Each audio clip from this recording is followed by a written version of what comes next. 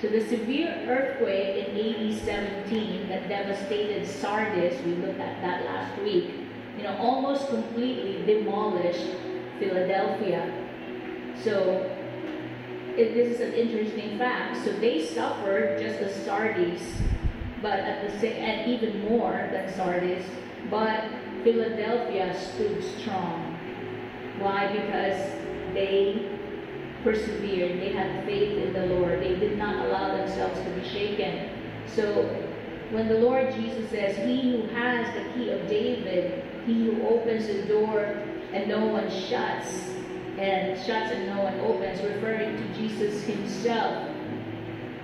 This is the way that he described himself. He introduces himself to the church of Philadelphia, which is unique to them. In Isaiah 22:22, we read of Eliakim. Eliakim received a key that represented the chief stewardship of King David's household. This authorized him to exercise full administrative order in the king's name. So when you're given a key, you're given access. Tama ba? You are allowed to open, you're allowed to shut the door. So the key of David is the key to David's house.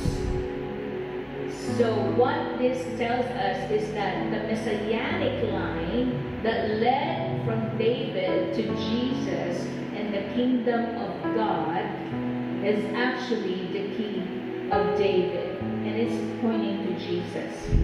This phrase stands against the backdrop of Jewish pride, claiming sole present inheritance to the kingdom of God, meaning the Jews thought that they're the only ones that belong to the kingdom of God. They didn't understand God's plans for redemption of humanity included the Gentiles.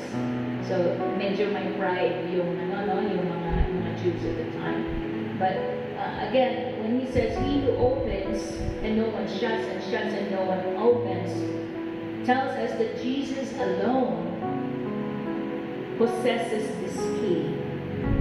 He's the only one who can shut doors for us. He's the only one who can open doors for us.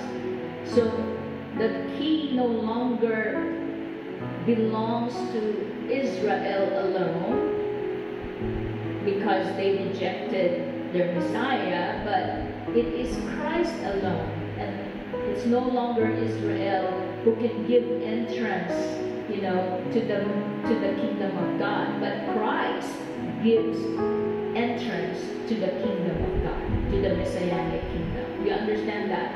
That's the reason why we are saved by faith, by God's grace through our faith in Christ alone. Only Jesus can tell the Father, "Yeah, He is with me, she is with me." So only Jesus can open the heavenly kingdom. So when believers walk in obedience, as did the saints in Philadelphia, the Lord is pleased to open the doors for them. Okay, and which could not be opened any other way. Remember, Jesus says, "I am the way, the truth, and the life. No one comes to the Father except through me." Kung hindi ka niya papapasukin, hindi ka makakapasok. So He's the only one who has the authority. So the key stands for authority. Now, verse 8 says, "See, I have set before you an open door, and no one can shut it." Let's think about this. Philadelphia is a very prosperous city. It was called the gateway to the east. And through its gates, so many caravans would go through, to and from Rome.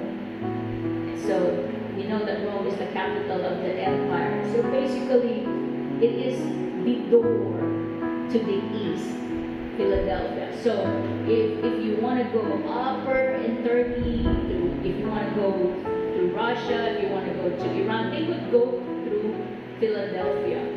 So it's the gateway to the east. So that's the reason why, if you haven't seen yet, the way that Jesus describes himself is in such a way that the people of the particular church can relate to. Because they know they're the gateway to the east. Jesus would describe himself as the one who holds the key, who can open and shut the door. they are called the gateway to the east. Now, there are two possible interpretations that attempt to explain this open door. The first suggestion respects the immediate context surrounding the scripture. The open door provides, as we know it, entrance, entrance into the Messianic kingdom and makes them candidates for all the promises of God, for all the inheritance that God has promised. Now, despite doctrinal pressures from the Jews, the church at Philadelphia can rest assured that they indeed possess the Messianic blessings. So Jesus is promising them, yeah, I've opened the door for you. You can enter the kingdom of God and you will inherit everything that God has promised you. Now, but verse 9 helps us understand the purpose behind this gift of the key of David. The church of Philadelphia experienced strong opposition from the local Jewish community. And we can read that all over the book of Acts and Pauline epistles, how it's actually the Jews na naggugulo. You know, those who have rejected their Messiah, sila yung naggugulo sa new church, sa mga bagong churches. So, the church in Philadelphia was experiencing this pressure as well. So, now, possession of this key provides a loving reminder for the church that they will enjoy the privileges of God's promised blessings of the Messianic kingdom, not just Israel. Well, there are some people, I don't know if you would have heard this term, that talks about supersessionism or replacement theology. What it means is that you would hear certain denominations and pastors who would say that the church has replaced Israel. I am opposed to that. I am opposed to replacement theology because it's not about Israel. It's not about the church. It's not about two different groups of people that have two different destinies. It is all about the kingdom of God. And God, as I mentioned, God's plan has always been to save humanity. It's just that the redemption is going to begin from Israel because God chose them. If you want to start something, you have to start with something. Right? Merong always beginning point. So the beginning point was Israel. But it's never meant to be Israel alone. Aren't you glad that God had us in mind? You know, otherwise it will only be Israel that will be saved. So when we say now we replaced Israel because they rejected their Messiah, we're not understanding the scriptures.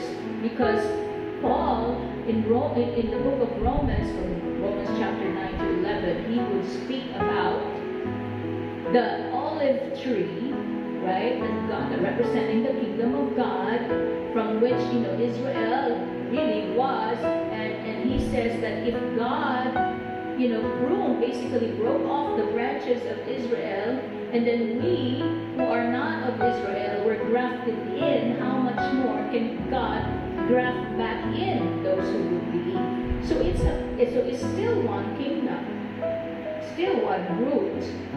So now you could see the Jews and the Gentiles in one olive tree.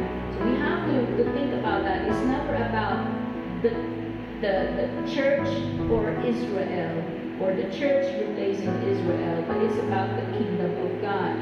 Now, here's an alternative interpretation that points towards an open door of opportunity. Numerous New Testament scriptures use them accordingly, and God promises avenues or ways of ministry to this church leading to increased fruitfulness. Okay, with further assurance that no one will close what the Lord has opened. Paul has actually used that. May the Lord open doors for us to minister. In 1 Corinthians, in 2 Corinthians, in the book of Acts, the Lord has opened a door. The Lord has opened an opportunity for us to proclaim the gospel. So this means an open door is increased fruitfulness, increased harvest. Now, when the Lord says, "For you have little strength," what does it mean? A more accurate translation would say, "I know that you have but little power." Not physical strength, but spiritual strength. You have but little power, but the church may not have been as powerful or as large or as influential as some of the bigger churches, right? Nevertheless, Jesus says, "Nevertheless, they have kept my word and have not denied my name." So God doesn't judge a church by its size, by its popularity, by the size of its influence, or however many programs and ministries it has. His assessment rests upon the faithfulness of the church, the faithfulness of the people, the faithfulness to the revelation of God to them. Because if God has revealed something to you, to us, we are personally responsible to that revelation. We must make sure that we take care of that revelation. And so, let's move on to verse 9. Verse 9 says, "Indeed, I will make those of the synagogue of Satan who say they are Jews and are not, but lie. Indeed, I will make them come and worship before your feet, and to know that I have loved you."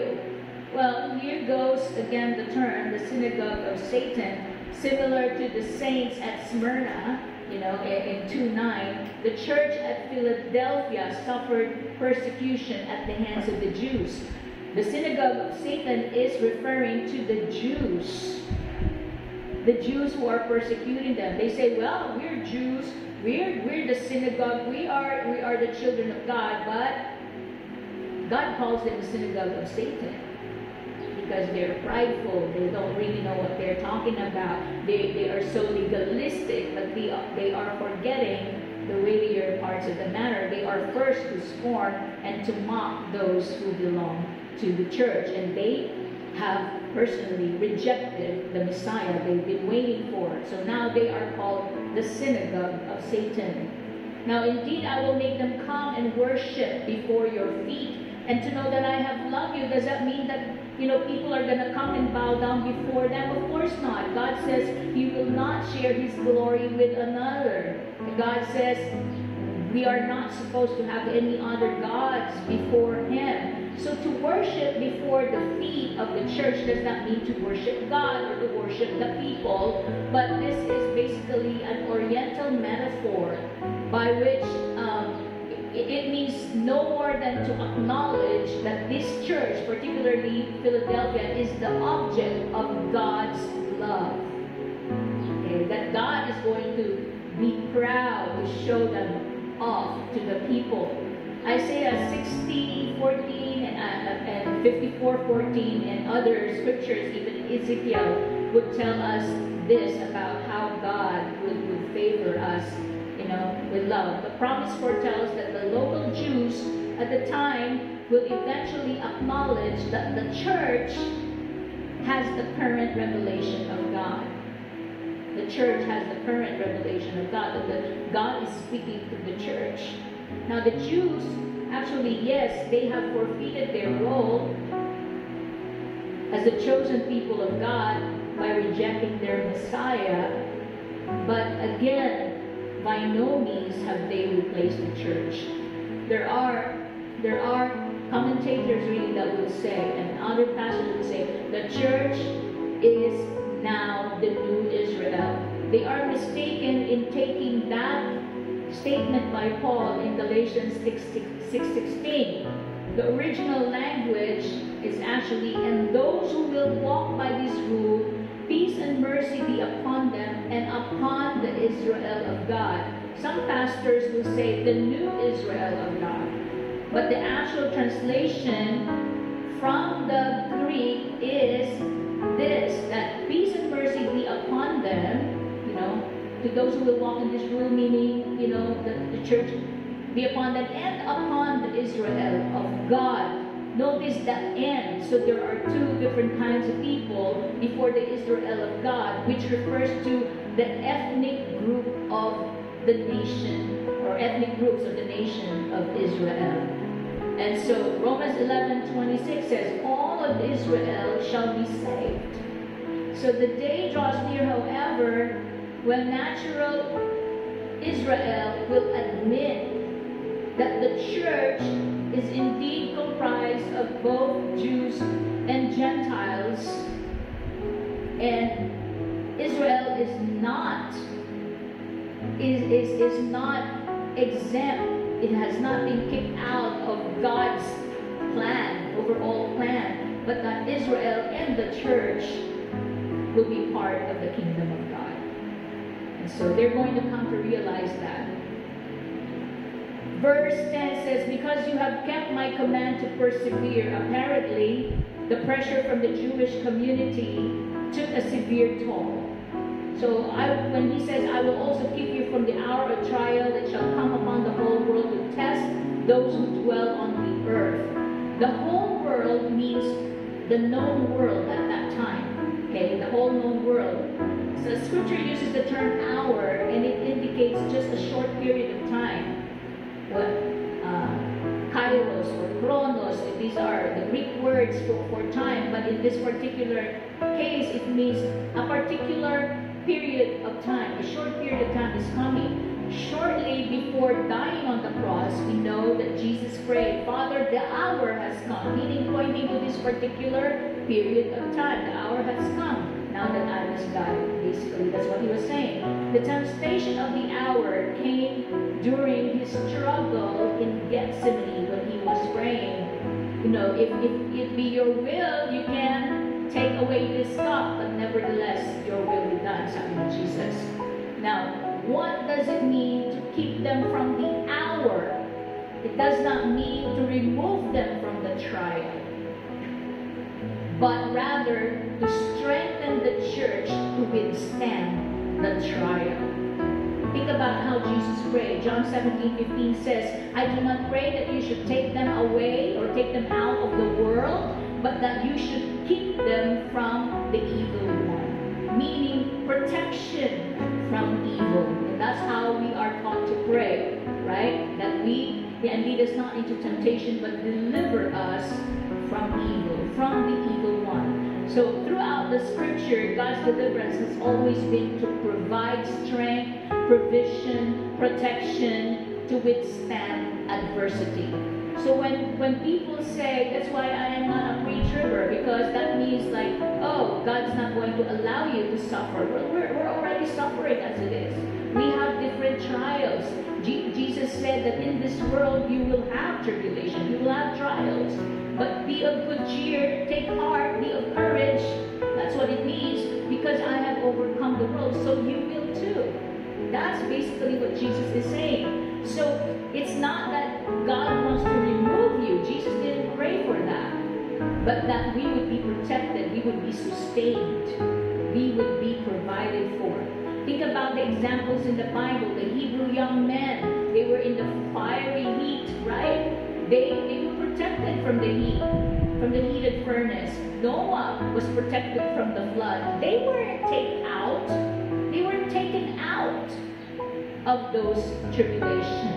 They were there, but they were protected. They were sustained. God sealed the lion's mouth, right?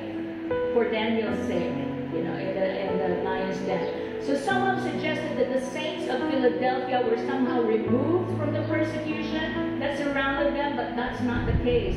History fails to record any mass exodus of believers from the city. They remained in the city during the fiercest tribulation and persecution by the Roman Empire. From this moment on, the Church of Philadelphia would soon know the taste of persecution. Martyrdom is not considered a harmful experience.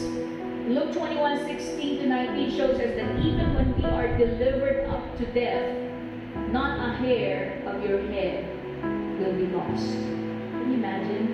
That's God's promise. So man can kill the body, but do no harm to the soul.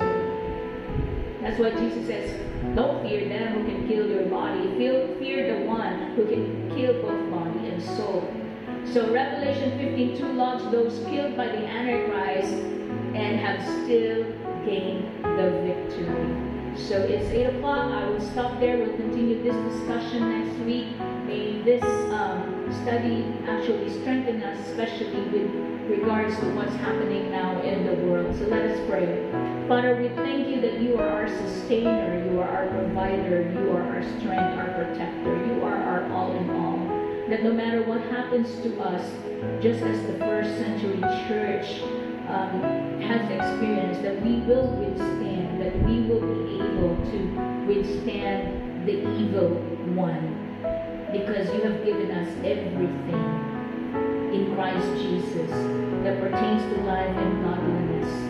And I pray, Lord, that specifically for this church, that if and when Jesus comes, that we will all be found worthy, that we're able to endure. For your word says, those who endure till the end shall be saved. That there will be enough faith, found in us, worthy to praise our Lord. Father, have your way in us. Move in us today by your Spirit, and just allow us to dig deeper and to know you more intimately. For yours is the power and the kingdom and the glory alone in Christ Jesus. In Jesus' name we declare it to be so by your Spirit for your glory. Amen.